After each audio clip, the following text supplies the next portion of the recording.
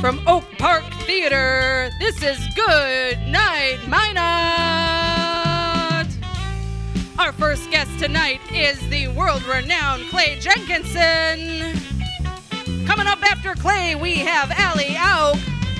And our musical guest tonight is the talented Madie Roberts. Ladies and gentlemen, without further ado, put your hands together.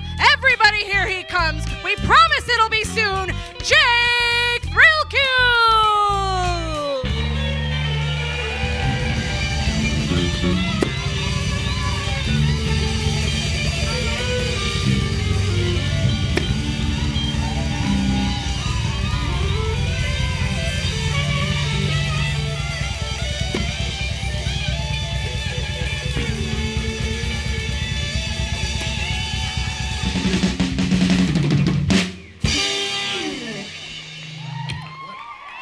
How's everybody doing tonight?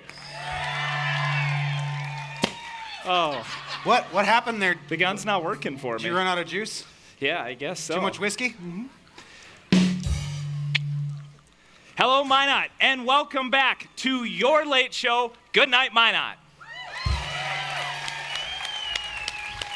It is great to see everyone again. Well, most of you. Let's be honest, staying indoors has not treated some of you well. Especially you, Myles. Looks like you've put on the old COVID-20. It's called COVID-19, Jake, and it's a serious disease. Yeah, I know. But seriously, folks, it is awesome to be back in the world and to be back on the Good Night Minot stage. The world looks a lot, thank you. The world looks a lot different than it did the last time we were together. And hey, did anybody else notice that things really went to hell after all those yahoos raided Area 51? I mean, we're only halfway through 2020, and it's been crazy, right?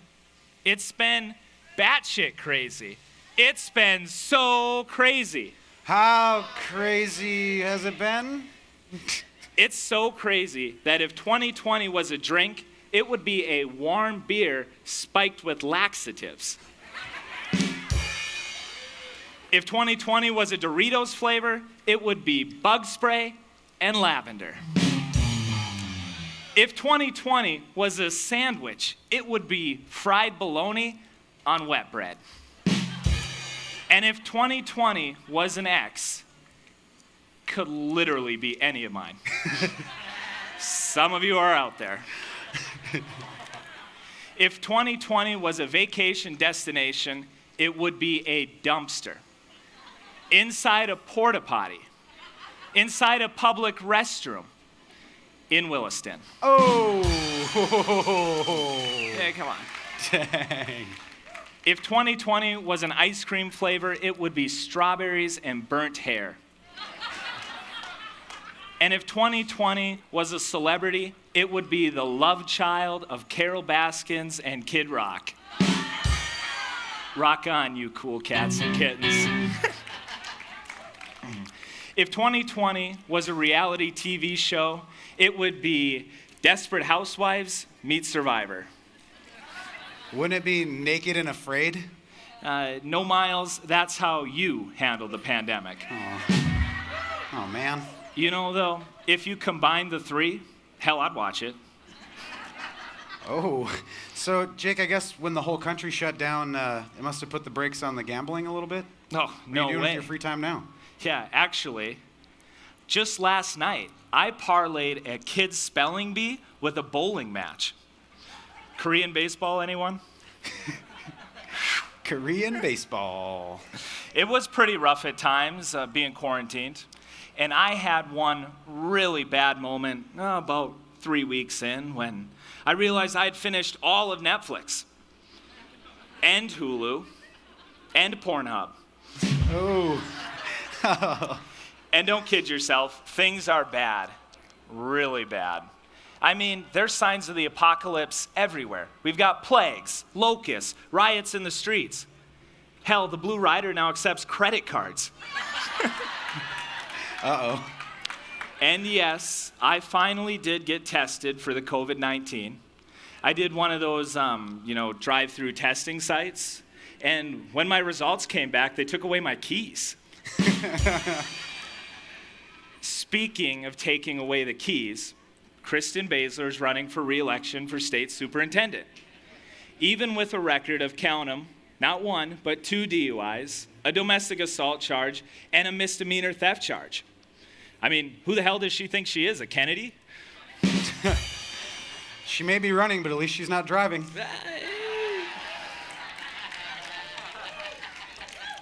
By the way, did you guys hear that there's a petition going around to free Joe Exotic? You know, the Tiger King, that arrogant, nepotistic guy who ran his whole zoo into the ground and got locked up because of it? Well, the city of Minot's looking for a city manager, and he would fit right in. Oh, boy. Hey, there we go. Oh, We're boy. warmed up now, people. In other local news, developers are breaking ground on Minot's first gated community.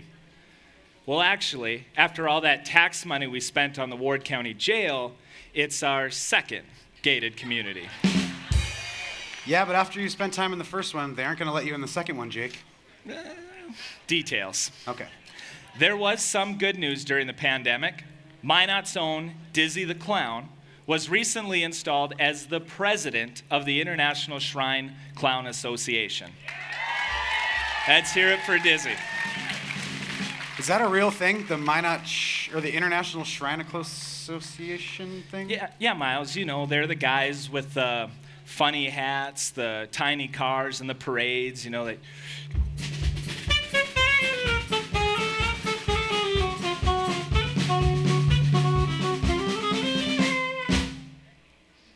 Those Something guys? like that. Okay. Yeah. By the way, I've seen 'em. Dizzy, Yep. Dizzy, if you're looking for a side hustle, Minot's looking for a city manager, and you, my friend, would fit right in. Some people are dumb, though, right? And people are doing some really dumb stuff during this pandemic, aren't they? Yeah, I'm sure you've heard some of the stories. Like the Minot man who was sentenced to 30 days in jail after he tried to kill the liquor store clerk. Not rob, not vandalize. Hell, he didn't even try and burn the place down. Just straight up murder the liquor store clerk. Which confirms it. We would all kill for a beer right about now. Oh my God. What kind of asshole tries to kill North Dakota's most essential employee? Yeah, I know, right? But you know what I really missed during this whole quarantine? What's I that? missed all those Employee of the Month parties at Beaver Liquors. What? Yeah. Beaver liquors? Yeah. Okay.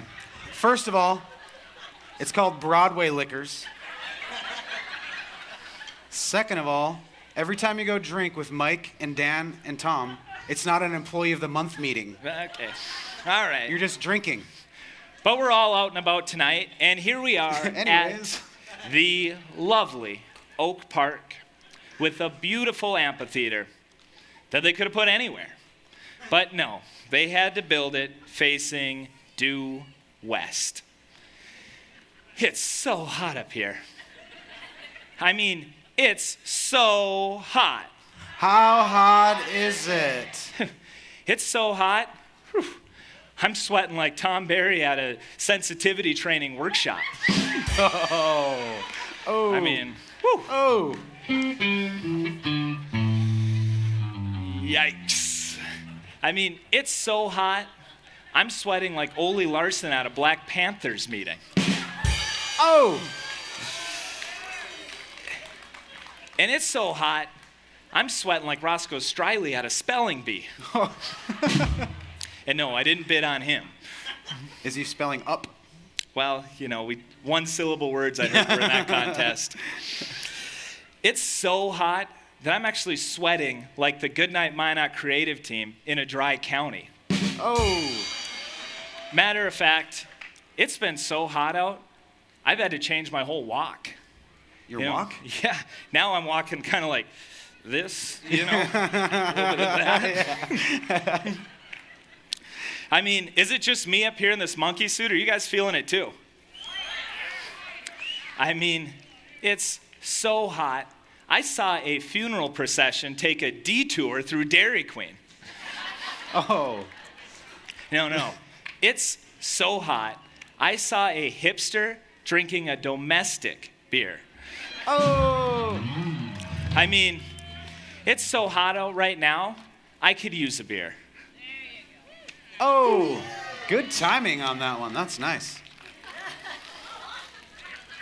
That's what it always looks like when he opens a beer, though. Yep. So did everyone have fun on the 4th of July? Yeah. Yep.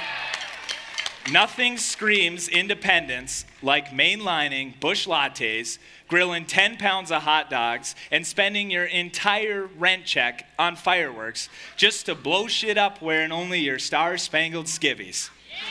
Woo! America. Yeah. USA. USA. USA. USA. USA is so awesome, Jake. Thank God we don't live in a horrible dictatorship like North Carolina. Myles, I think you mean North Korea. Oh, yeah, that's the one that's not on the east coast of the United States. No. Yeah, okay, you're right. And yep. Speaking of North Korea, do y'all remember when Kim Jong-un mysteriously disappeared for 6 weeks? Mm-hmm. Well, it turns out he was actually interning with the Minot City Council. Oh. But he couldn't take the hostile work environment. Oh. We've got an incredible show lined up for you tonight, including the hilarious conclusion to the Goodnight Minot dating game from Goodnight Minot 3, and a fantastic pair of guests, Minot's own Wonder Woman, Allison Oak. Give it up! Woo! And revered historian, Clay Jenkinson. Woo! All right, and I just want to say again how amazing it is to be back in front of a live studio audience. Yeah! This is a killer studio this time. It's way bigger. Thank you, Minot, for joining us tonight, and thanks as well to all of our sponsors and our partners, like the Minot Area Council of the Arts, who puts on all of these great Arts in the Park events. Woo! And our food and drink partners in crime, the Starving Rooster, who were super cool to us and let us take over their whole restaurant for an entire day, as you'll see. Yes, you will. And thanks to Poem Design Studios for this multi-screen LCD setup. Isn't it amazing? Yeah. I mean, just look at it. I look phenomenal. But before we bring out our first guests, we're thrilled to bring you the music of Madie Roberts, who is pretty much Minot's own Taylor Swift. And like Myles, Madison is a singer-songwriter from Minot. Unlike Myles, it only took her 1 year to finish 7th grade.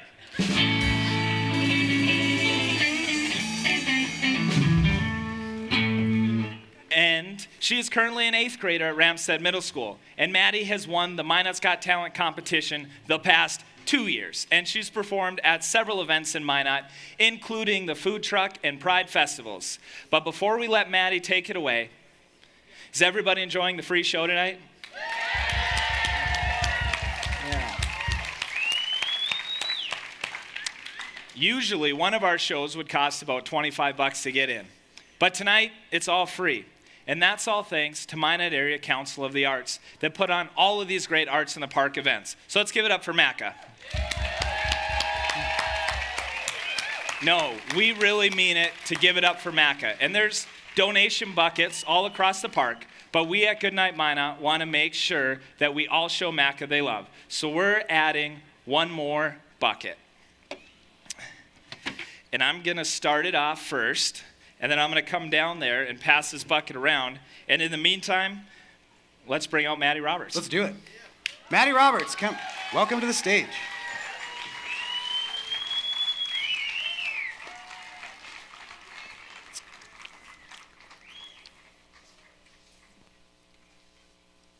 Hi, everyone. I hope you're having a good night tonight.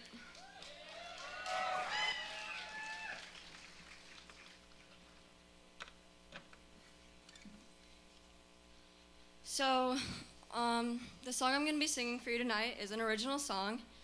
It's a breakup song, and I know what you're thinking. You're 13. How do you have a breakup song? But I listened to enough Taylor Swift to have pretty good guesswork. So this is my guesswork song. It's called Change Your Mind.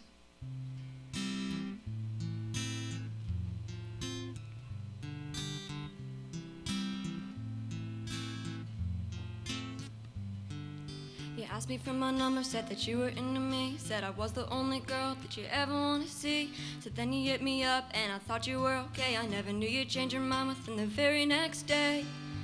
'Cause you said that you loved me from the start, but then you go and break my heart. And for some reason you think that it's okay. Because no matter what I do, yeah, babe, I'll still be losing you. But I don't think that it matters anyway. 'Cause even if you change your mind, I'm not changing mine. I heard about a new girl that you have been talking to, but I thought it was a rumor and I stayed loyal to you. But when we were on the phone and you finally asked me out, I said I wasn't sure because I kind of had my doubts. Even though you said that you love me from the start, but then you go and break my heart. And for some reason you think that it's okay. Because no matter what I do, yeah, babe, I'll still be losing you. But I don't think that it matters anyway. 'Cause even if you change your mind, I'm not changing mine. So when I heard the news that you had yourself a girl, I knew it wasn't me and it turned around my world. Can't say I was surprised because you're just that type of boy, but honestly I'm flattered because she was your second choice.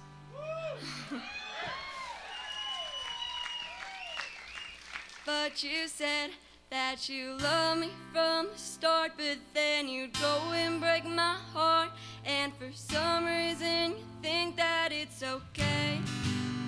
Because no matter what I do, yeah, babe, I'll still be losing you. But I don't think that it matters anyway. Oh, 'cause even if you change your mind, even if you change your mind, even if you change your mind, I'm not changing mine. Thank you. 8 to go, Madie. That's awesome. So, Madie, how long have you been writing your own music? About 2 years, maybe 3. 2 years? Yeah. And you're the winner of Minot's Got Talent 2 years in a row, I understand? Yeah. Yep. And your album comes out on iTunes when? 2000 and never, maybe? 2000 and never, maybe? You guys yeah, want a right. Madison Roberts album or what? Yeah. Thank you. Thank you, Thanks, Madie. Let's give it Madison. up for Madie Roberts. She is incredible. Oh, man.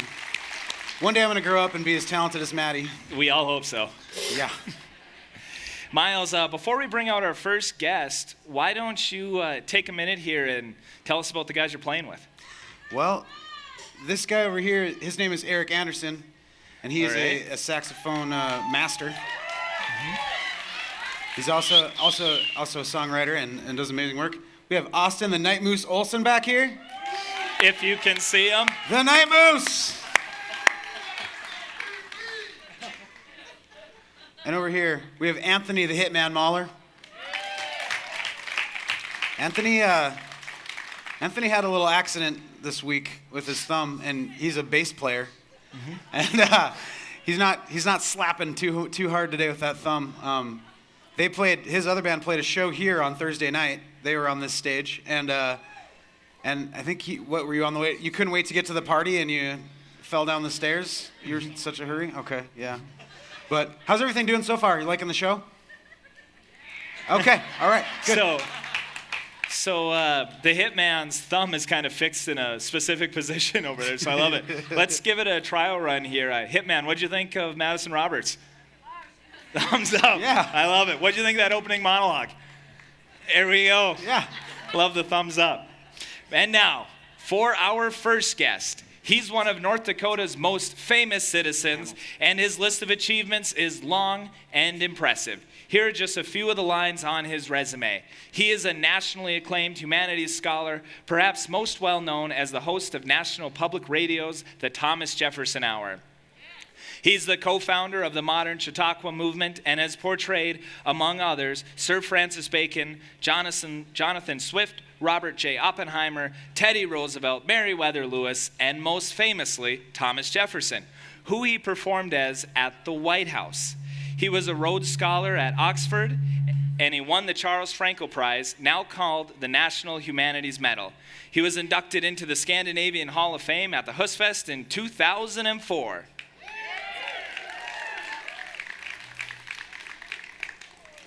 Ladies and gentlemen, we are proud to bring to the Goodnight Minot stage Mr. Clay Jenkinson.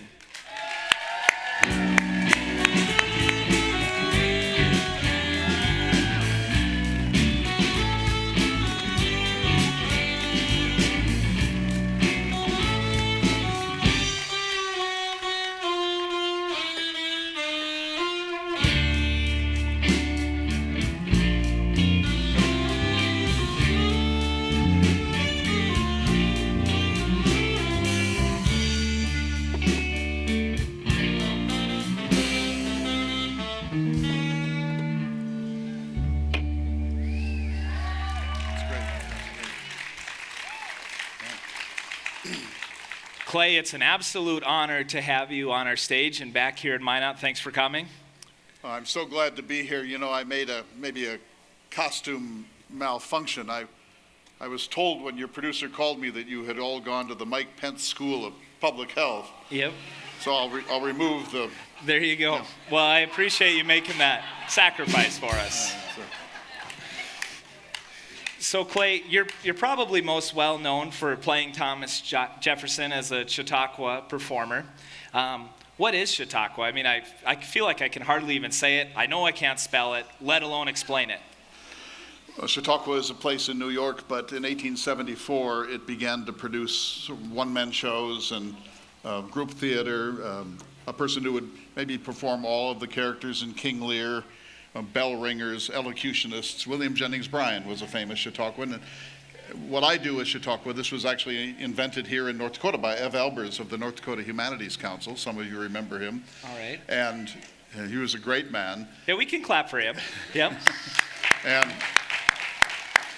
he was from Center, North Dakota, which is now, as you know, the center of North America. That huge controversy involving rugby and Robinson and Center.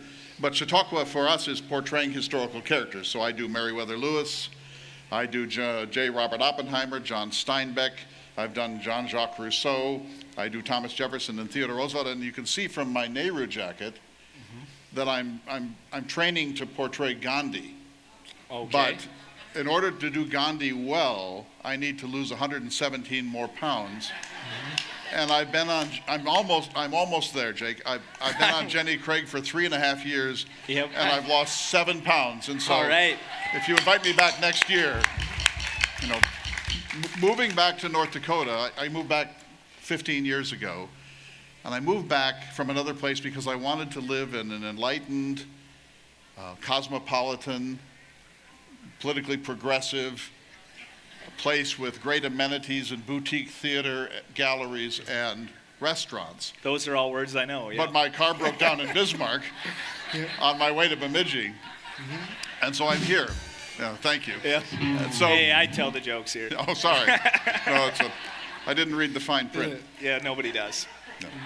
So I do these characters, and it's great fun, and I actually performed here 15 or 20 years ago in the other park, in Roosevelt Park. But I think it's closed now because, aren't you trying to tear down the Roosevelt statue? Well, not me, but maybe somebody. I don't know. We'll stay tuned. Subscribe to our paper, our podcast. Follow us on Snapchat. We'll let you know. We could go there now. Right. Yeah. Well, get or some we paint could and finish a the lasso. Yeah. Let's stay here. Okay. So you probably know Thomas Jefferson better than anyone else in the world, especially that's living. What does it take to get to that level of expertise and commitment to, fully personify another person on stage? It takes about a year of preparation. You read biographies and secondary and tertiary studies and read histories of the time and visit Monticello and Poplar Forest and all of these places. And then you memorize whole scads of Jefferson's letters. He wrote 26,000 of them. And so you do all of that, and then you get a costume and stand in front of a group of people. And here's how I like to characterize it, Jake. I pretend to be a dead person, and you pretend to believe it. Right. I love it. Yeah. So how long do you think it takes you to work on a character before it would be recognizable? Like, now that you've been on here this long, could you do one of Myles, or? Let's see. Yeah, maybe. I was thinking you or Myles, but I'll tell you something about the methodology. I've been studying your tapes, Okay. Previous on YouTube, and it's difficult with the two of you because I think you have to have a discernible personality. Oh. Yeah. Wow. Yeah, so it's a... Well, I tell you what, visiting with you than the rest of the people on the show, it's nice to be insulted by somebody with an IQ. Yeah, well, So you've done Thomas Jefferson in some really cool places, like the White House, Stephen Colbert, the Hemp Festival in Washington, and now you get to be on, probably your favorite late show production. This does remind me of the International Hemp Festival. I was invited to come as Thomas Jefferson to Seattle to perform in the International Hemp Festival, and there's 60,000 people there. And just a couple. You can get stoned on secondary smoke, and you can right on. They call it a hemp festival, but of course it has nothing really to do with hemp. And there were 60,000, and they were listening to hard rock, and they were, advocacy for the legalization of marijuana and all this stuff. And then they invited me, Thomas Jefferson, to stand up in front of these people, and they were just not only bewildered, but appalled and really disappointed. And just before I went on, then they had hired me because they said that it was well known that Jefferson grew hemp. Mm-hmm. And I said, I hope you understand that hemp is not exactly the same as marijuana. They said, oh no, it's well known that George Washington grew good bud. And I thought, well, that's my reading has not actually brought me to that. But afterwards, there were all these people, and they were stoned within an inch of their lives, and they had all these booths. And I had brought merchandise because I thought I'll cash in. Potato chips, muffins. So we had this was back in the cassette era. So I had cassettes of me performing different parts of Jefferson's life. And this young woman came up. She had almost nothing on, and all of it was hemp. Hemp halter, hemp this, hemp that. And she looked at the tapes for a long time. She apparently had missed the show. And she looked at the tapes, and she looked at us, and she said, Thomas Jefferson, how did you do that? Because she thought we had actually taped the dead man in his grave. And so maybe this is reason not to have recreational marijuana here in North Dakota. Mm-hmm. Yeah. So let's talk. Well, first, I understand you didn't travel here alone, and you probably get a lot of help with your projects. Is there anybody out here you'd like to make a shout out to? My daughter, Catherine, who's the light of my life, is here. She's a student at Oxford University. Oh, thank you. And so I was fortunate enough to attend Oxford long ago, and she's at the same college, Hartford College, and she's home now. And because they kicked her out, England has handled the pandemic about as badly as we have. And so Oxford booted everyone out. She's living in my basement. I guess that's the dream of Gen X anyway, right?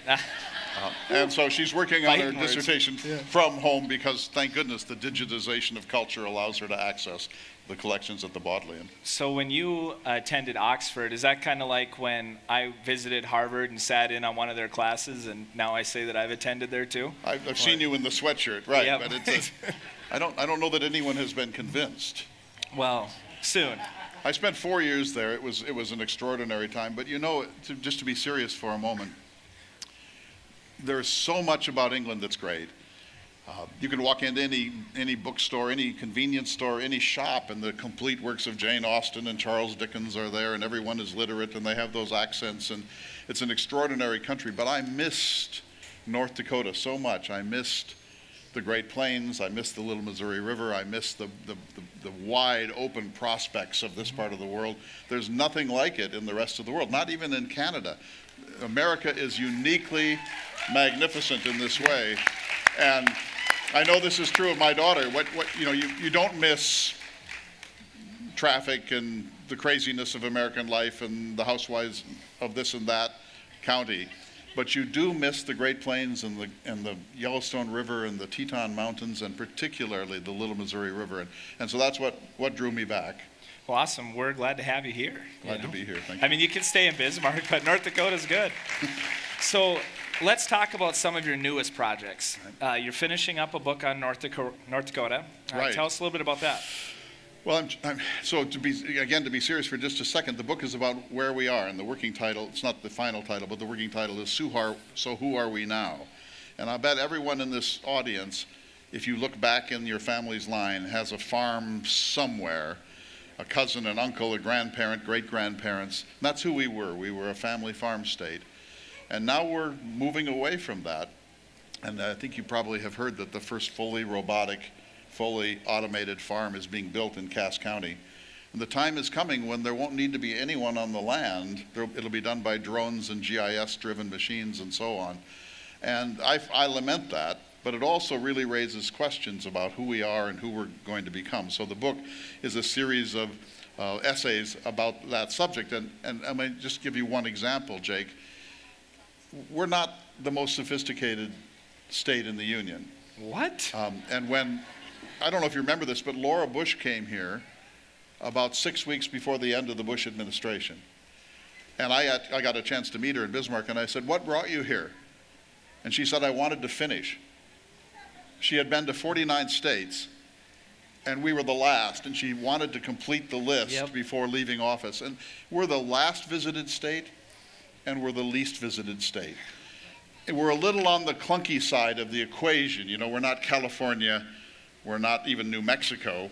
Frankly, we're not even Minnesota. We have some compensatory greatness, and here's one. You remember the old North Dakota song? I'll sing it if you like. Yeah, we'd love you. Sing it.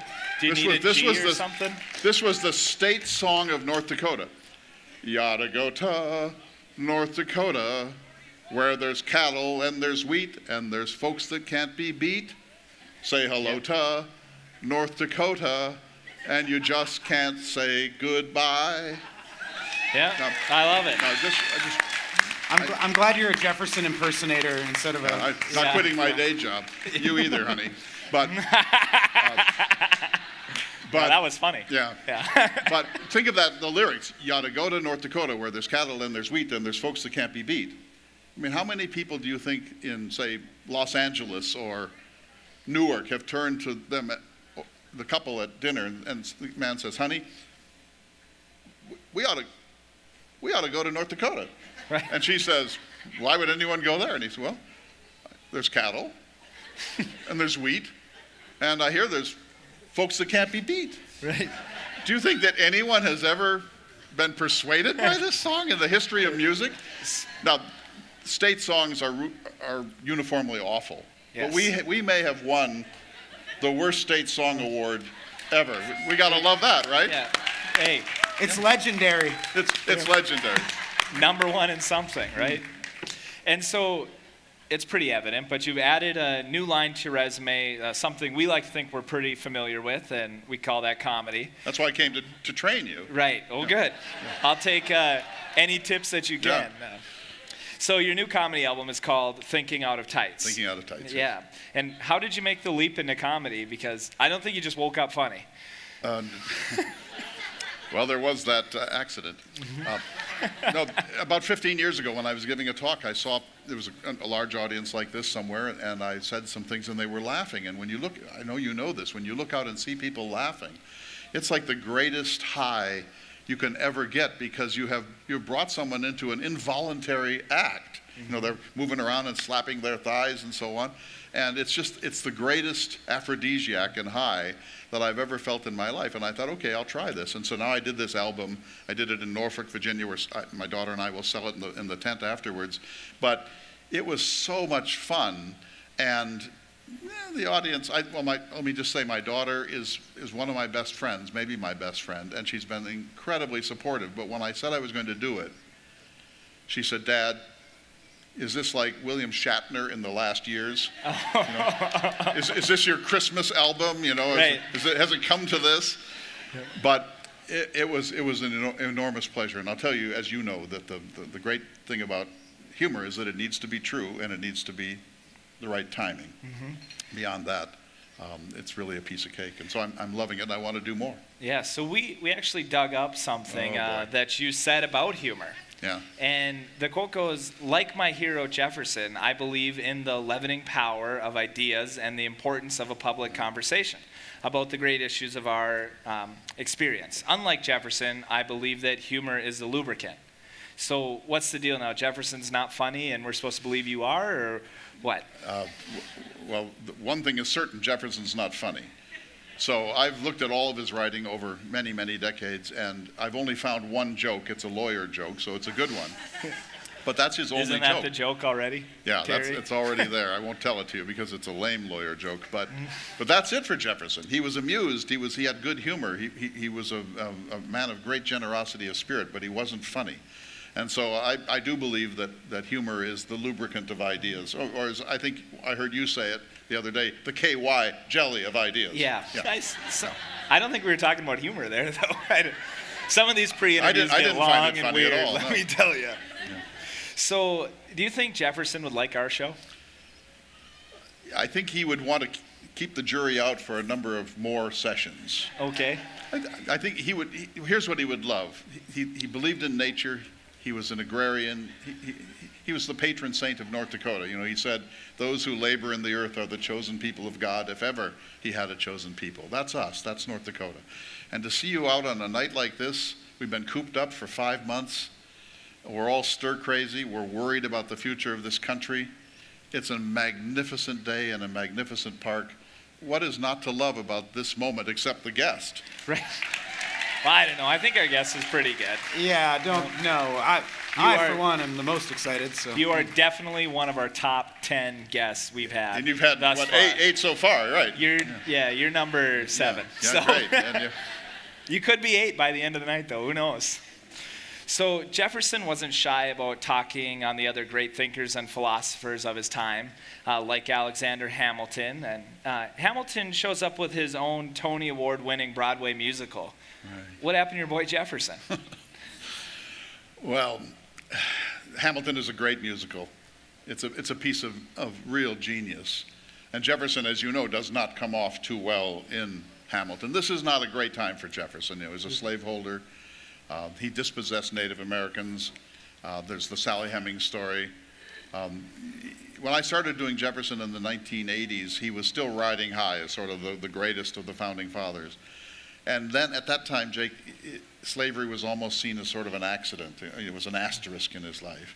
And now we've swung to the other side where he's the poster child for the unresolved race business of the country. And he should be. 8 of the first 12 presidents were slaveholders. But Jefferson was the only one who said, "We hold these truths to be self-evident that all men are created equal." You say that, you're going to take some hits. You're going to take a few hits. If you're a contemptible hypocrite in the face of that sentence, you're going to take some historical hits. So he doesn't really deserve a musical right now. He deserves a defense lawyer. Yes. So you mentioned in that response there the Sally Hemings and Thomas Jefferson. I know a lot of people wonder about their relationship. What do you think? Well, the DNA tests were done around the turn of the century, and what they proved, this is all we know, that a male Jefferson of that era was the father of at least one of Sally Hemings' children. So that doesn't necessarily mean our Jefferson, but it almost certainly does. Here's the problem. She was 14 years old when she went to France. Jefferson was in his early 40s. It doesn't look good for a number of different reasons. And we are now so sensitive to the abuse of power, where people who have power use that to line their beds with women that they fancy. And so this is wrong on all sorts of fronts. But it was a 34-year relationship, and so it's complex, and he never wrote a single sentence about it. So we can only speculate, and ultimately we just don't know. And I do agree with Jefferson that we are entitled to a very high level of personal privacy. So on the Thomas Jefferson Hour, you do a segment called What Would Jefferson Do? We've put our own Goodnight Minot spin on that, and we cooked up a little something we're calling What Would Jefferson Say? Okay. Good. And we've got some quotes of some of the great philosophers of our time, and we'd like to know how Jefferson would reply or what Jefferson would say. All right. So, what would Jefferson say about Paris Hilton's said, "If you don't even know what to say, just be like, that's hot." I think that was Madison who said that in Jefferson's time. Right. Taking shots past the grave. I love it. The answer to each of these statements is going to be the same. In Notes on Virginia, his only book, Jefferson said this: "I tremble for my country when I reflect that God is just, and his justice cannot sleep forever." If Paris Hilton is a philosopher, we're even in deeper shit than I thought we were. Right. Well, let's add a little more creativity. So, another great philosopher, Britney Spears, says, Britney Spears, yes. "I get to go to lots of overseas places, like Canada." Well, not anymore, right? Right. And now we're banned from Canada, we're banned from Europe, and not even Britney, with all of her talent, can make that happen. Jefferson believed that we could only be a republic if each of us was well-educated, well-informed, socially conscious, if each of us tried to rise to our best self, and without any reason to disrespect Britney Spears or anyone else, Jefferson would have a hard time finding this to be anything called culture. Mm-hmm. And so then, lastly, Kanye West said, "My greatest pain in life is that I will never be able to see myself perform live." Say it again. My greatest pain. My greatest pain in life is that I will never be able to see myself perform live. Well, I think our greatest pain is that we have to. Have to see him perform live.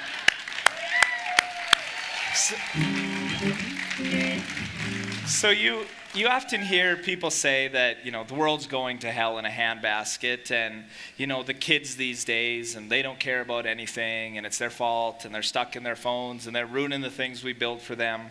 What would Jefferson say about the young people today? I could give you in one sentence. In a letter that he wrote to Madison in 1787, he said, "The earth belongs to the living and not the dead." The earth belongs to the living. The future is theirs.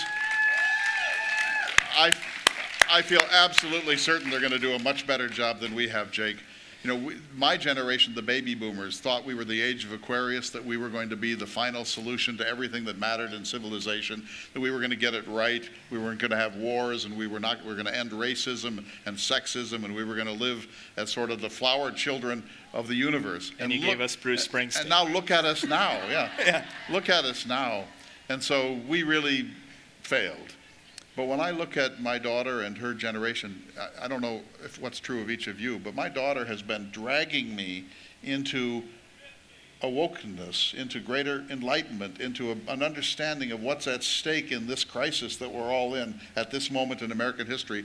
I couldn't have gotten there without her and young people like her. They're gonna solve this problem if we're smart enough to get on board with them. Those are some profound words coming from Clay Jenkinson. Ladies and gentlemen, what an awesome guest. Thank you, Clay Jenkinson, for being on our show. Hello, Minot. Thank you. Thanks very much. Thanks so much.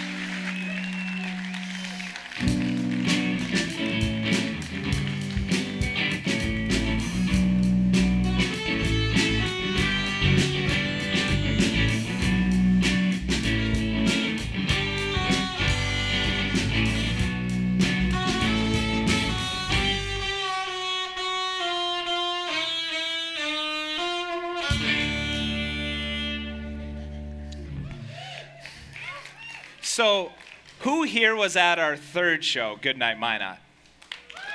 All right. I can't expect all of you because this is our largest audience, and there's clearly more than the 240 people we can fit inside the Mouse River Players Theater. But for those of you who watched us online or saw our third episode, you might have recalled that I was subjected to one of the worst experiences of my entire adult life. My own creative team forced me into playing Wanna Date Jake. That's not how you say it. It's Wanna Date Jake. Clearly you were more excited for it than I was. Yeah.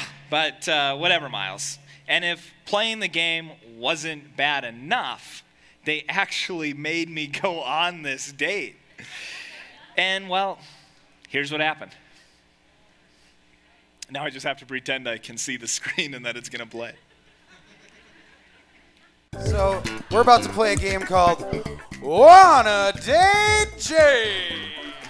Bachelorette number 1 was the second runner-up to the McCody Threshing Show Beauty Contest. Bachelorette number 2 is a dental hygienist from Southwest Minot. Nope, we're done. True. Nope. But Daddy! We're done. She's the one, right? Yeah, actually, I think she's the one that's been stealing my mail. I've been on a stakeout investigating this young lady right here. She's under arrest.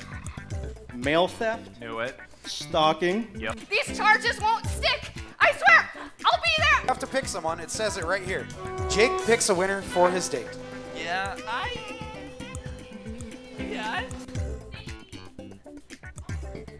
Yep, you're it. Let's get out of here. Yep. Thank you and good night, Minot.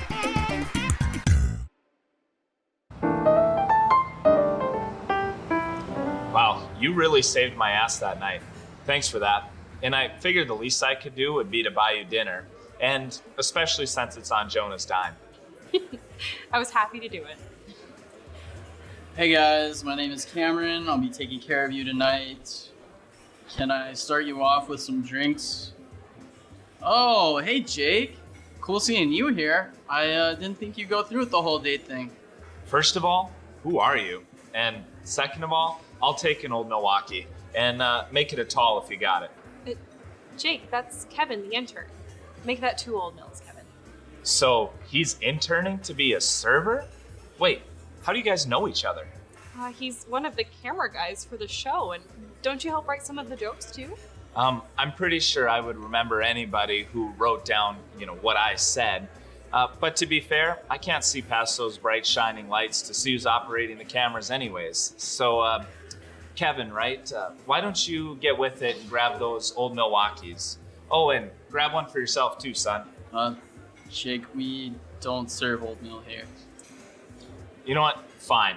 It's Mr. Thrailkill to you, and make that an old-fashioned with bourbon, Ango bitters, and 2 cherries. You know what, Kevin? Make that 2. Well, you heard the lady. Now run along, little doggy. So, you're an old-fashioned girl. Yeah, my family always made old fashions on game night. But once they had one too many, I would just kick their ass at Pinochle. No shit. I'm actually the Pinochle King of North Dakota. Matter of fact, I had to skip Pinochle night to be here, but it's quickly proving to be worth it. Pinochle royalty, eh? Not bad. Our family's nationally ranked. Granddad won the championships back in '92. No way. You learned Pinochle from a world champion? True story. Well, that's pretty hot. If you'll excuse me, I'm just gonna use the restroom quick. Okay.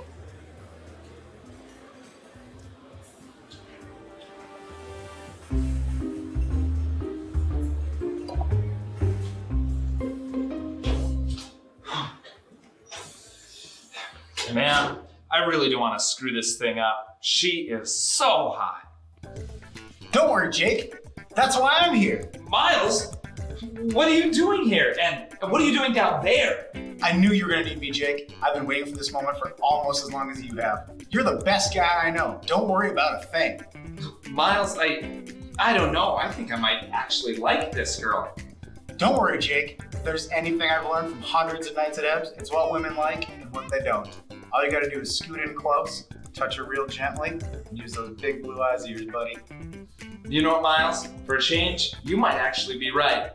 I got this. Yeah.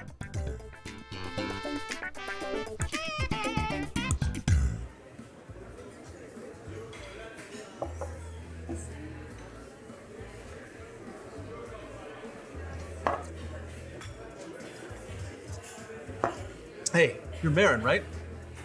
I'm Jonah, Jake's producer. I'm the one who makes him actually seem like he's funny on stage. Listen, you seem really awesome, and we want this to go well for Jake. So I got a bit of advice for you. Jake really likes it when a woman feeds him. Olives are his favorite. So, if he leans in, and you're feeling it, just pop one in his mouth. I can tell you as a man, it is one of the biggest turn-ons when a woman feeds you. I mean, I guess he's pretty cute. I could give that a try. Trust me, if you want this to go well, you'll do it.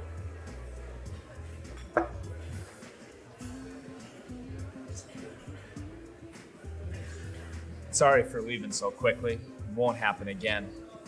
You have all my attention now. How's your drink over there? Pours a little light. Mine seems fine. And they always forget the extra cherry. Damn it.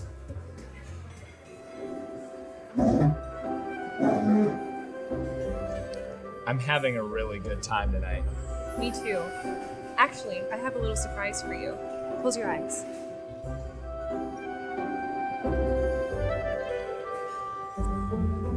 Oh! Gross! Oh my god. Jake, are you okay? Oh, yeah, I'm fine. I really hate olives. I'm sorry, I just thought it would be No. It's fine. It's a great idea. It could have just been anything other than olives. If you'll excuse me real quick, I'm gonna go use the bathroom. I'll be right back. Damn it.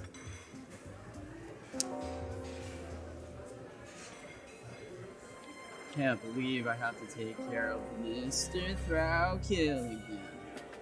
You can't even remember anyone's name. Why do I work for assholes? It's okay. I do this all the time. No one takes care of Jake but me.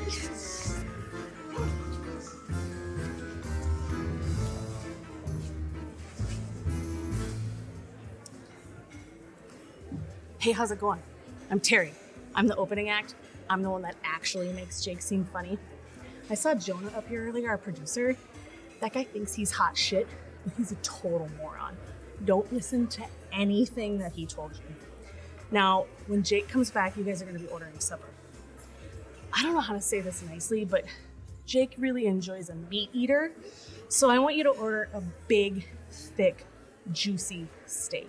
In fact, ask for the house special. It's awesome, and I'll send you the details on it. You know, whatever you do, don't order a salad. That's elementary stuff. Pretty good. Basil Hayden's. Nice choice, Jake. Anyway, these boys are dumb, so they're pretty easy to fool. Especially this boy. Anyway, have a great date.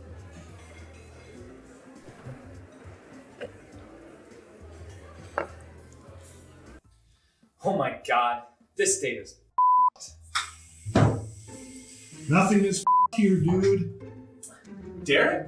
Holy hell, you're here too? Oh yeah, I'm your wingman, ain't I? Here's what I'm thinking.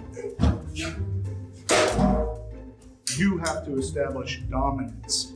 You go out there and you order her dinner for her. And tonight, she gets a salad. You know why? Because you're the man. You're the top of the food chain. You get a steak, she gets your food's food. You hear me? Yeah. You know what I'm saying? She gets a salad. Yeah. She's my food's food. Yeah. And I'm the man. Yeah. I'm the man who's gonna save this date. Go get him, buddy.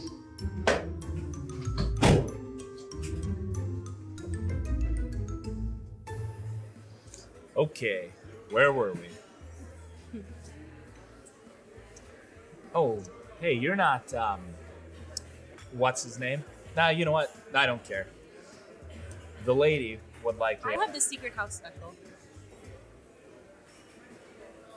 You know, the the dry-aged Old Milwaukee marinated porterhouse with, let's do a baked potato with sour cream and bacon bits.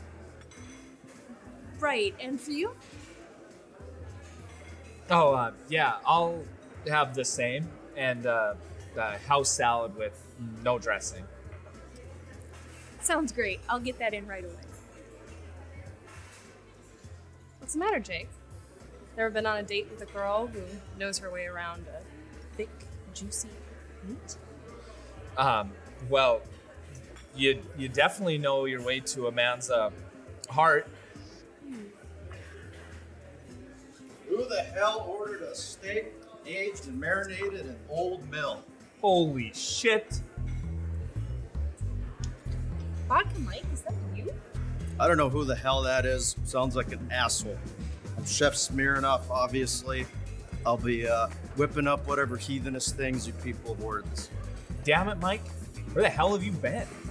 Well, Jack, Applebee's, culinary school, a little place called Getting Waterboarded City.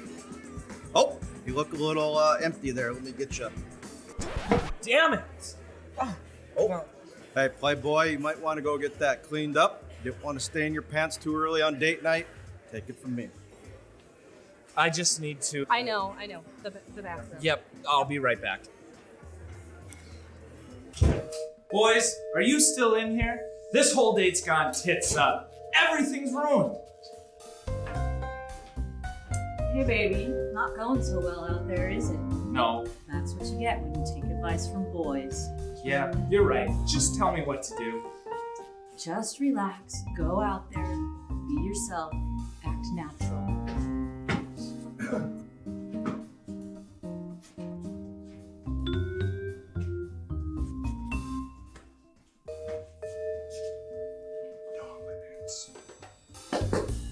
And whatever you do, don't try to fix this by sleeping with her on the first date. Like I would do that, Shaman. Besides, we are way past that point.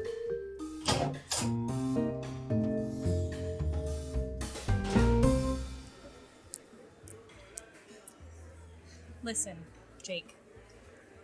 Oh, it's you. Bet you think you're hot shit, huh? You know what? Nope, I don't.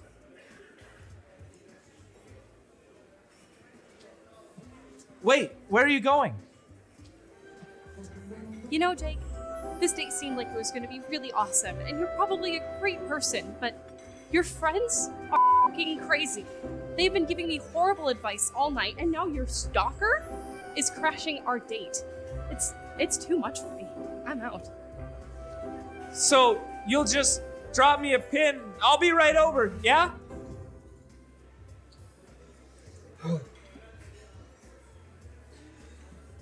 Oh, hey.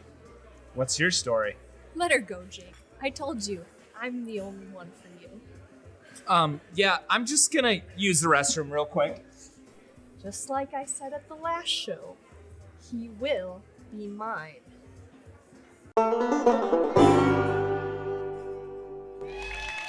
Yeah, good talk, man.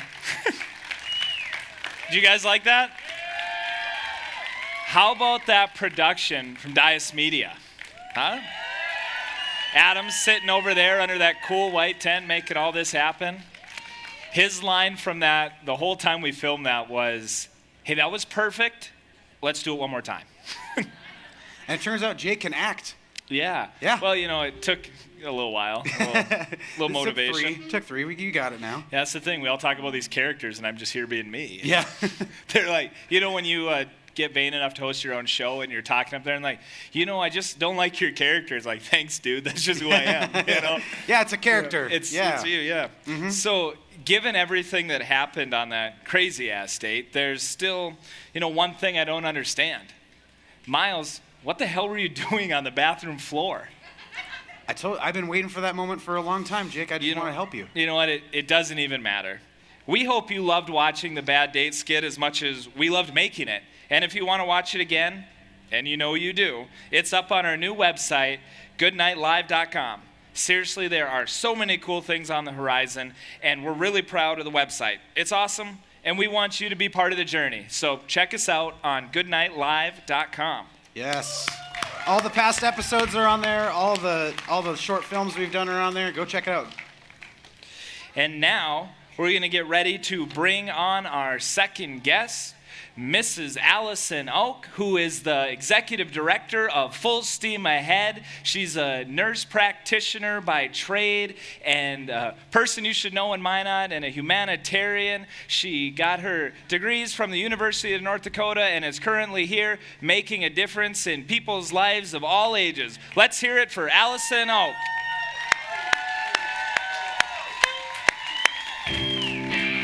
Allison, welcome to the show.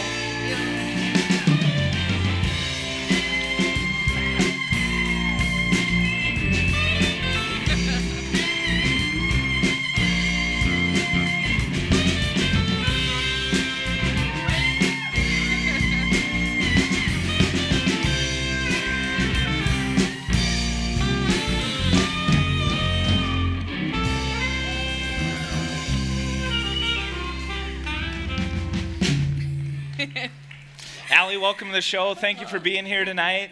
Thank you for having me. You too get to be part of our top 8 guests so far. Woo! Top 8! So, Allie, you've spent some time in the medical field. Yes. And Hitman, what's up with that thumb over there? You think you take a peek at that thing? That can't be normal. Hey, Allie, ask him how he likes the show so far. It's hilarious. Hey, how do you like the show? Thumbs up. Right. So you earned a nursing degree from UND. Right after graduating, you were hired by the Mayo Clinic as an ICU nurse. Is that right? Correct, yes. And Mayo is one of the best hospitals in the whole country. And that's awesome. Wow. Did you ever take care of any celebrities while you're working there? Like, I love Mayo, and when I was walking around, I feel like I saw the King of Spain or somebody walking down those right? hallways. As far as celebrity, I worked in the cardiac critical care unit right out of college, and I guess the biggest celebrity I took care of was Betty Ford was there with Gerald Ford. They were both receiving care, and everyone knew it, that they were there. So their entire family was there, and I was privileged to take care of Betty Ford. I was her night shift nurse when she was there. And kind of a cool story from that is one evening, the first evening I took care of her, I was really nervous. The whole family is there, and she said, can we have a cup of tea? I was 22 years old, I didn't drink tea. Mm-hmm. So I was like, yeah, we can have a cup of tea if you can teach me how to make it. Yeah. So I walked down to our little kitchen and got the little bag of probably some generic green tea and brought it back to Betty Ford and mixed up our tea, and we enjoyed a cup of tea together. That's awesome. It was pretty cool. So I gotta ask here, does a person like Betty Ford get the same type of healthcare experience that me with a $5,000 high deductible plan gets? I mean, she got me as a nurse. That was pretty sweet. It's crazy. Betty Ford went to your clinic? Why wouldn't she go to the Betty Ford clinic? That's pretty... Different problems. Oh, okay. Different things going on. Yeah, it was amazing working there. It's really eye-opening. We would have royalty from overseas come over, and they had an entire ward of a floor of Mayo Clinic, and I don't think this is really necessarily public. I don't know why not. And sometimes they would change out all the faucets, all the bedding. They'd literally put pure gold faucets on the faucets that we would utilize. And again, we had to sign disclosures that we would care for whatever royalty that was, and then we were part of their team while they were there. Wow, that's incredible. Yeah. You go to lengths for that, and I can't even get a six-pack on ice for this show, So after working at Mayo, you returned to UND to get a master's in nursing as a nurse practitioner. Yep. And then you got a job at Trinity, but not as a nurse practitioner. You were in neurosurgery, right? Well, yeah, as a nurse practitioner in neurosurgery. Yep. And so was this during the oil boom? Yeah, so crazy thing is new grad and thought, why not get my feet wet as a nurse practitioner in Minot, my hometown. And so I took a job in neurosurgery, and it was right in the midst of the oil boom. We had one of the only helicopters on the western part of the state, and we were the closest level 2 trauma center. So I could spend 48 hours at the hospital without going home. Any crazy stories about what it was like working in a level 2 trauma center? You wouldn't think you'd have them, but again, we had to stabilize and then sometimes triage. But craziest story would be we had one patient come in who had gotten a nail gun injury to the head. And so the nail was totally penetrated through a cap into the brain. So I first assist in the OR.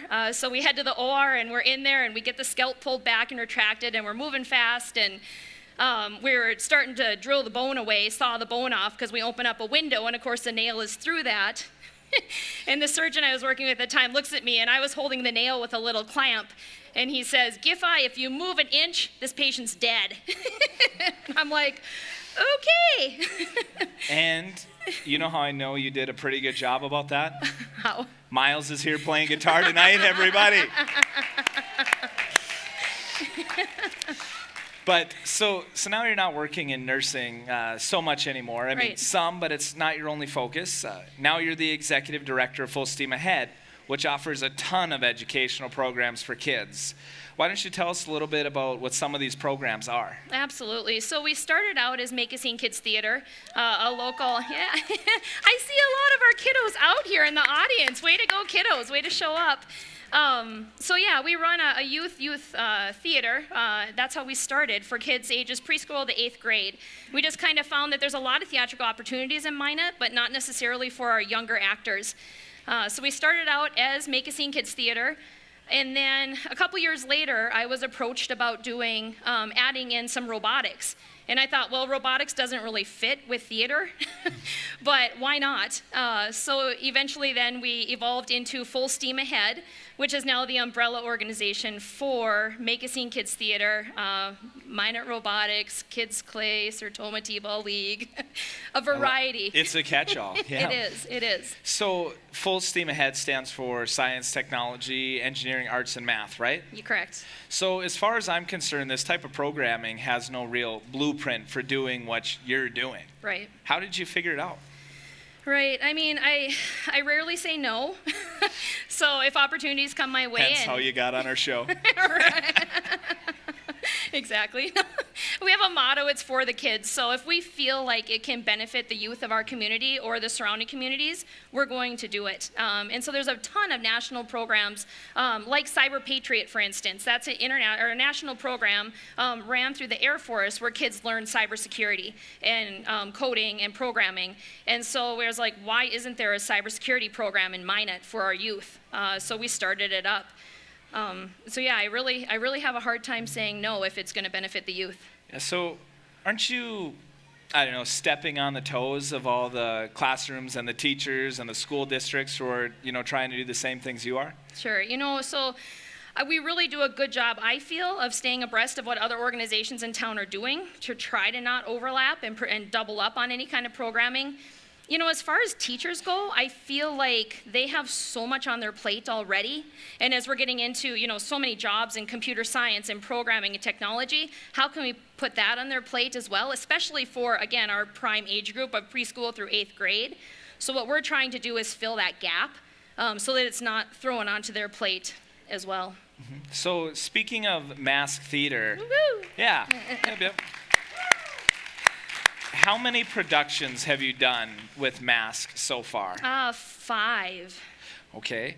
And I think one of the things people might not know about Mask, the challenges for that is that you guys don't have a permanent location, right? Absolutely, yeah. So you did the Lion King at Roosevelt Park. Mm-hmm. And then you did a show at the Leewalk Festival grounds. Yep, we did Jungle Book out at the Open Mind stage.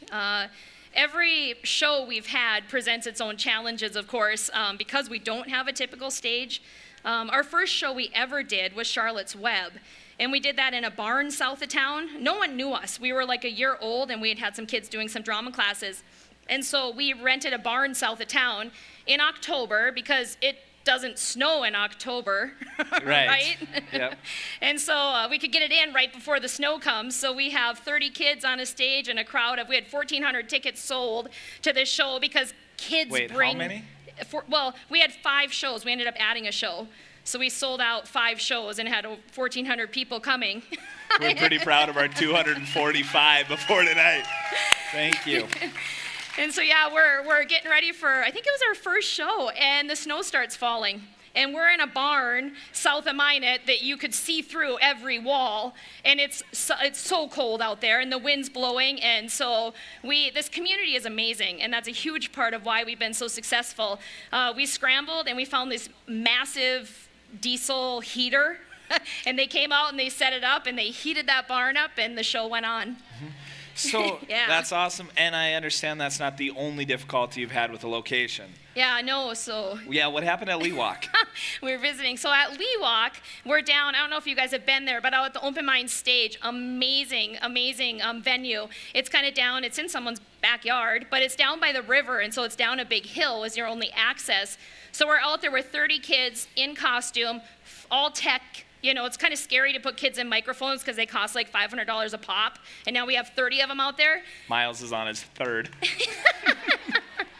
And this big storm rolls in, and we're down this hill, and we're trying to get them out of costume and get our tech put away. And it just starts downpouring on us. And parents can't come down because it's a mudslide, and we can't go up. And so we're just stuck there with the rain pouring down on us. And yeah. That's crazy. So Full Steam Ahead is involved in robotics. What are the kids building in robotics? Robots? Gotcha. So, all right, yeah, we got another wise guy on stage tonight. Sorry, Clay. How long till the robots take over the universe? If these kids that we locally have doing robotics are doing it, pretty soon. They're pretty amazing kiddos. Maybe you need to slow that program down a little bit. And did we hear that you're going to be building a Girls Who Code program? Yeah, so I don't know if you guys know, but internationally there's a program called Girls Who Code. It's always been on my radar. My hope was that robotics would pull in girls and boys into STEAM and into coding and into programming. But what we largely see is what we see nationally is that girls just don't step up and try it. And what Girls Who Code have really identified is that girls just aren't willing to take risks as much as boys are in those areas. They're not ones who want to fail. They want to be perfect at younger ages. And so we want our girls to realize that it's okay to fail. You know, if you come up, yeah, absolutely. And so if you come up, yeah. Yeah. So the Girls Who Code program is absolutely going to be teaching them programming and coding, but our bigger picture there is to teach girls, our young girls, our 3rd through 5th graders, to take risks, to step up to a challenge, and to put themselves out there. We know there's over 600,000 jobs available potentially in the computer science world, so we want our young women to be well equipped to be able to take those jobs. That's incredible. Yeah. So, yeah. What's next for Full Steam Ahead? Oh man, so much. Sky's the limit, right? One of my bigger visions is definitely building a robotics STEM center so that our teams can come together. When you have 2 teams meeting, currently we think about them being in separate areas because it's easier to crowd control 5 kids and 10 kids, but we really want them to meet in the same space so that they can work off of one another, learn from one another, teach one another. And so if we can continue to expand and develop more of a STEAM or robotics center, we'll be able to do that. We're also growing into some older robotics. So we had one team last year where the kids actually fabricated a robot. So they're 3D printing, they're welding, they're actually making a robot out of steel and metal. Wow, that's incredible. Yeah. And so, yeah. So then you also organize T-ball and kickball leagues. You've got over 550 kids participating. That is your water and your Old Milwaukee you haven't touched, but Whoops. But we'll get to that. There you go. Here, cheers.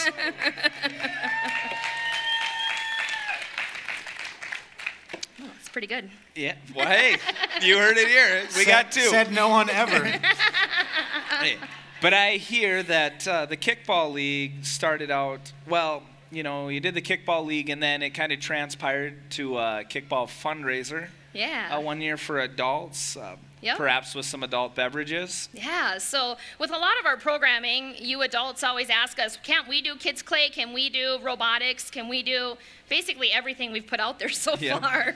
And I say no, because I like kids, no offense. But so we did a kickball tournament, or we do a kickball league for kids. And so last year we did a cup in hand kickball tournament for adults where you have to keep a beverage in your hand at all times, whether you're kicking or playing the field. I love it. Yeah, that's right. Now I'm in. Yeah. Right? So, cup in hand kickball gives me an idea. Uh-oh. Maybe cup in hand T-ball. So, we would like to raise a little money for Full Steam Ahead. So we've got 2 T-ball setups and a bunch of wiffle balls. And here's the deal. We're betting that you can hit more balls out into the audience than Myles can. Oh, no. And if you do, we here at Goodnight Minot are going to donate $100 to Full Steam Ahead. All right. What do you say, Allie? Are you game? I'll give it a try.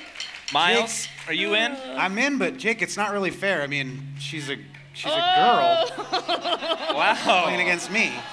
Myles, you ignorant jerk. Did you listen to anything this woman has to say about girl power? But all right, Myles, if you insist, we'll make it a little bit harder for you. Uh-oh.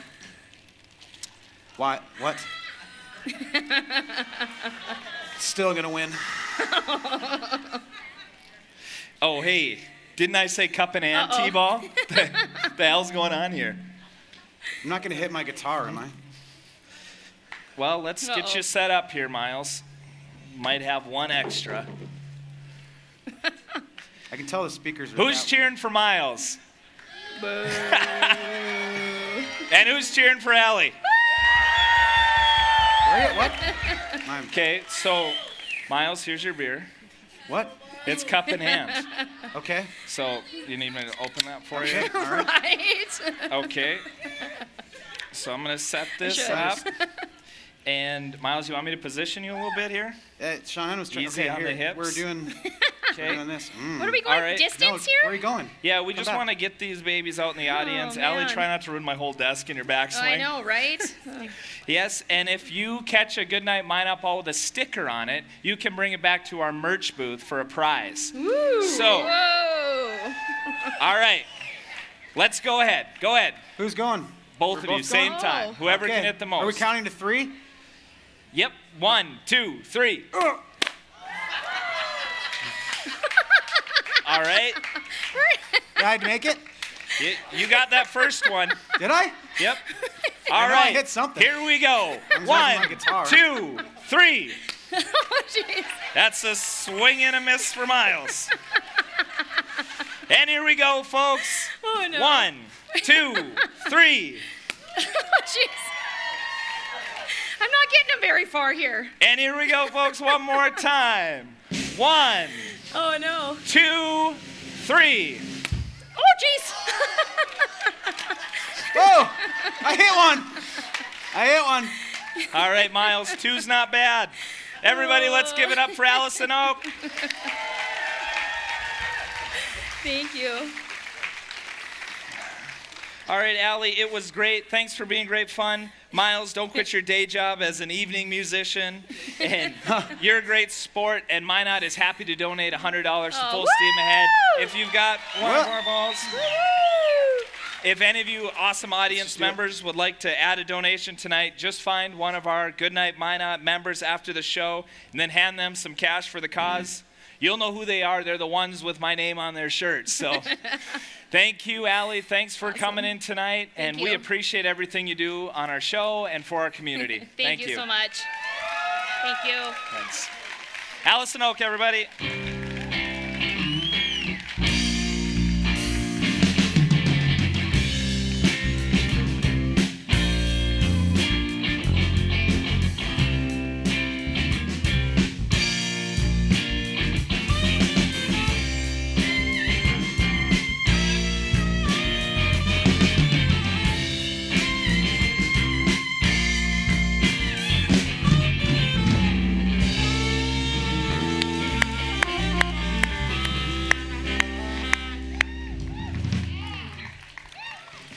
Hitman, what'd you think of Allison Oak? Thumbs up. That's not going to get old for me. And now it's time to bring back our musical guest to the stage. Give it up one more time for Madie Roberts.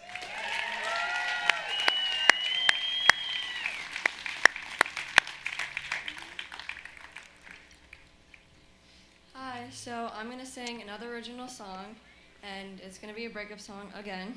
Rough year, huh? I wrote it the same night as I wrote the last one. I mean, who knew that imaginary breakups could be that fun? But they were.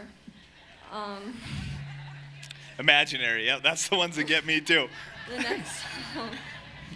next song I'm gonna sing, I'm gonna play with the band, which I'd like to thank for playing with me. We'd like to thank you for playing with them. I'd also like to thank Jonah for inviting me to play.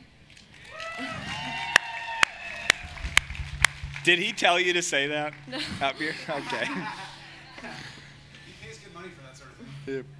The next song I'm gonna sing is called You Could Have Told the Truth.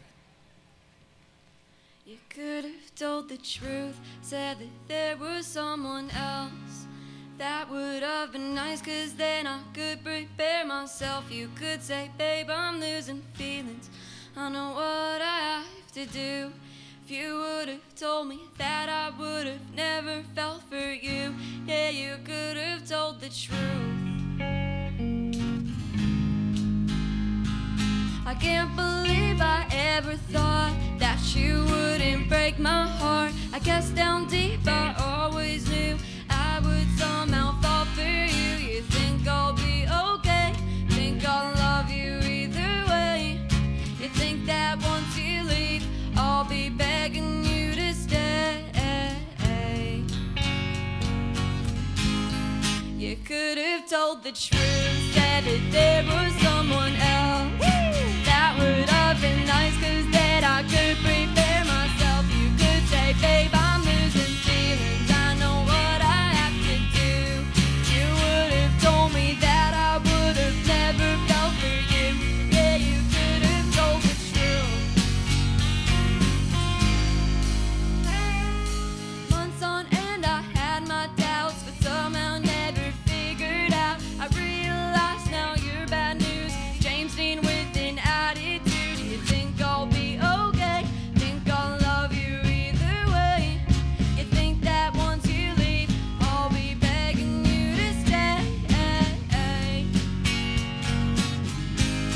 You could have told the truth, said that there was someone else.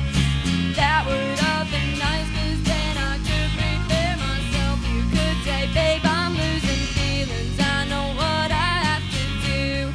You would have told me that, I would have never felt for you. Yeah, you could have told the truth. You could have told the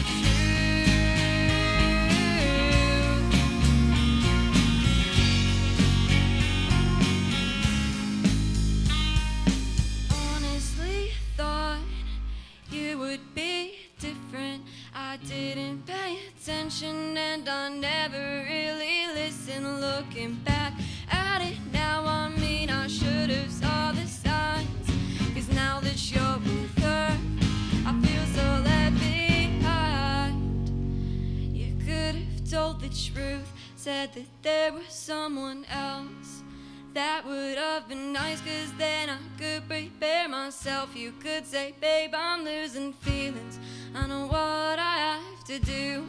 If you would have told me that, I would have never felt for you. Yeah, you could have told the truth. You could have told the truth, said that there was someone else. That would have been nice, 'cause then I could prepare myself. You could say, babe, I'm losing feelings. I know what I have to do. You would have told me that, I would have never felt for you. Yeah, you could have told the truth. You could have told the truth. I don't know why I felt for you. You could have told the truth.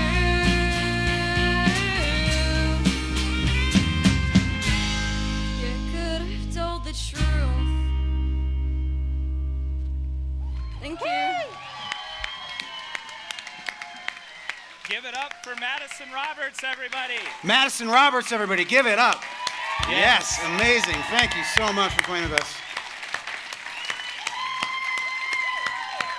Keep going, man. She's going into 8th grade next year. That was incredible. Incredible. I wonder if we could get it possible for her to take your job. Someday I'll be as good as her, yeah. Someday soon if we're lucky, you know? Yeah, Jesus. But, yeah, Madison Roberts, incredible talent from your town, Minot, playing tonight on your late show. Well, that's about it, folks. Our time is almost at its end. There's just one more thing we have to do. You know it, you love it, and backed by overwhelmingly popular demand, if businesses had Tinder. Woo!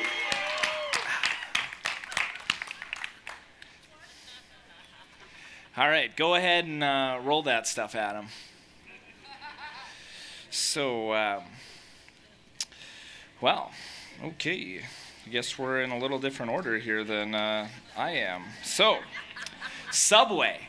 Pretty much an expert on 6 inches. I know men only have 2 emotions, hungry and horny, so if I see you without a heart on, I'll make you a sandwich. Yeah.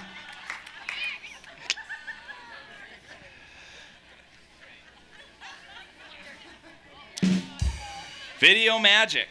I'd blow the dust off my Goonies so you can get to my Top Gun, and then we Rocky 3 till I Beetlejuice.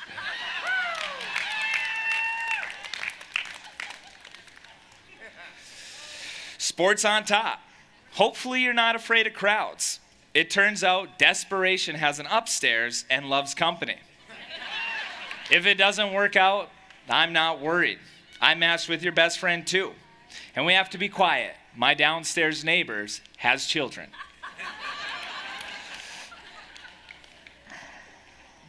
Let's see.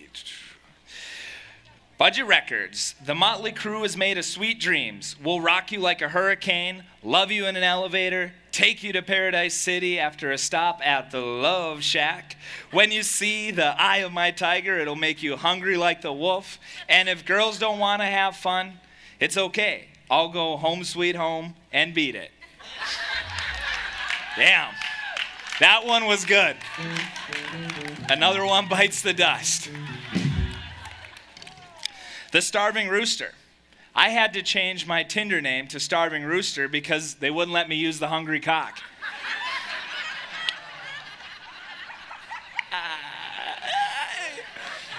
I didn't write that one. Pizza is my second favorite thing to eat in bed after lettuce tacos. If you stay too long, my hardwood will send you home with a sore ass.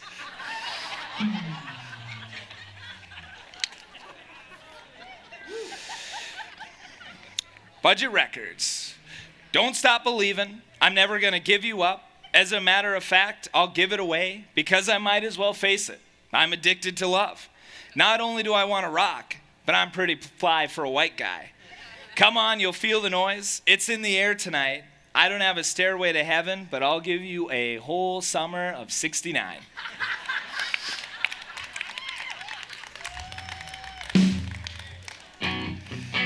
Okay, what's going on here? What the hell? Is this really happening again? Oh my God. What's going on? Well, the internet's terrible. Can you reset outside? The router? The internet's something? terrible outside? Oh, SRT. We like to take things slow.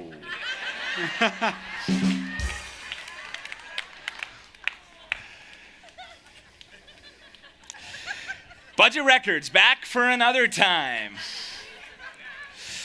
When I shoot to thrill, you'll be rocked all night. I'll take you off the highway to hell, and it may be called budget, but these dirty deeds aren't done dirt cheap.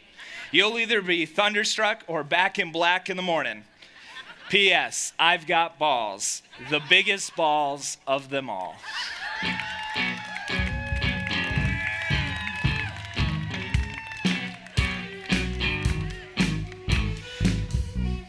Shields. I've got the right rod with the right tension, and I am fishing for tuna. Who writes this stuff? Damn. And after work, I'll slip out of my starch white shirt and into my camo, and you'll never see me coming. I can hunt it, lift it, fish it, ride it, kick it, shoot it, throw it, stick it, touch it, bring it, babe, watch it, turn it, leave it, stop, format it.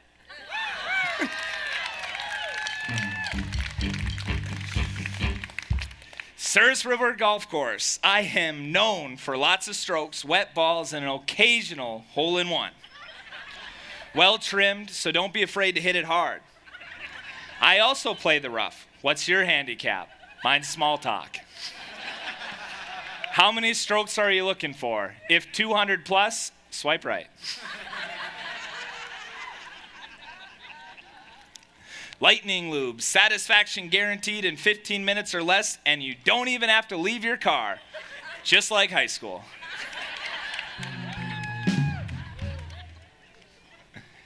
You know, Myles, did you ever hook up a lot in high school? Not in cars, I guess, really. Oh, look at that. I've matched with Lightning. You matched with Lightning Lube? Yeah. Yes! I knew you'd find your soulmate. Yeah, well, good night. Next slide. Can we get to that? I guess we can't. No more next slide. All right, Kmart. It's cheap, dim, and a little messy, but wide open for 2 more weeks. Nationwide. And that's our show, folks. But before we say goodnight, I want to bring the whole Goodnight Minot creative team out. It's been one hell of a first season, and we'd like to thank you for joining us for tonight's Season 1 finale.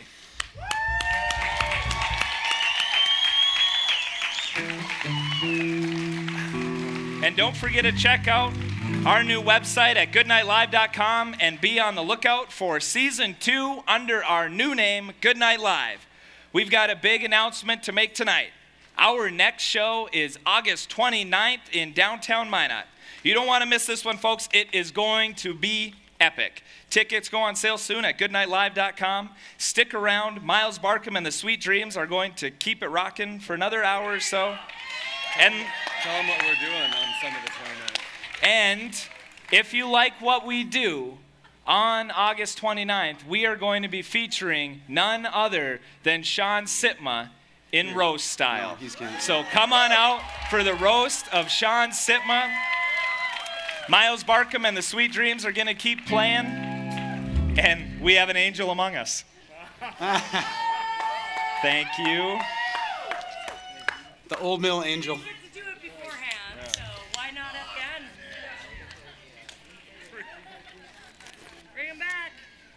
Cheers, everybody. All right. Thank you, everybody, and good night, Minot. Good night, Minot. You guys ready? All right, everybody, if you guys could stand up, we'd like to take a picture from up here and catch all of you in the background in case nobody comes to our next show. All right, let's hear it. Scooch in, scooch in.